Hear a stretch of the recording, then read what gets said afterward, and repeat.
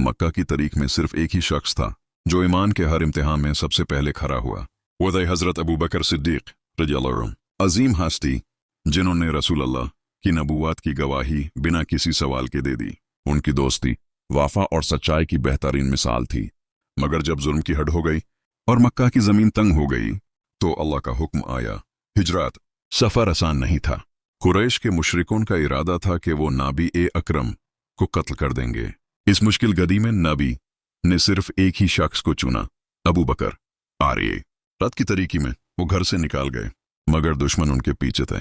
वो हर गाली हर रास्ते को छा रहे थे। मुशरिकों की तलवारें उनकी गर्दानों तक पहुंच चुकी थीं।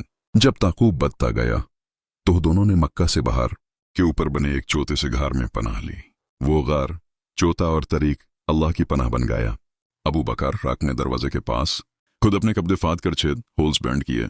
उनकी ख्वाहिश थी कि अगर कोई कीड़ा या सनप आए तो उनकी जान जाए, मगर नाबी को नुकसान ना हो। एक रिवायत में आता है उनके पांव को संप ने काटा भी, लेकिन उन्होंने दर्द को छिपाया ताकि अक्का की नींद खराब ना हो।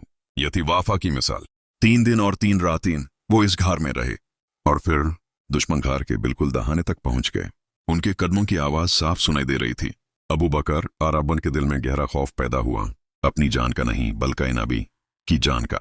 उन्होंने घबरा कर कहा, या रसूल अल्लाह, अगर ये अपनी नजरें नीचे कर लें तो हमें देख लेंगे। तो नबी ने मुस्कुराकर वो हजीम जुमला कहा जो तरीक में नमर हो गया, अय अबू बकर, घबराओ नहीं, जब 2 हो तो तीसरा अल्लाह होता है। अल्लाह की मदद से वो मुशरिक बेमुरत वापस लौट गए। सफर आगे बढ़ा और दोनों अजीम हस्तियां खुशी और इज्जत के साथ मदीना मुनव्वरा पहुंचे। हजरत अबू बकर सिद्दीक रज़ियल्लाहु अन्हु ने हर कदम पर वाफा, दोस्ती और सिद्दीकियत की ऐसी मिसाल कायम की जिसकी वजह से वो इस उम्मत के सबसे अजीम खलीफा कहलाए।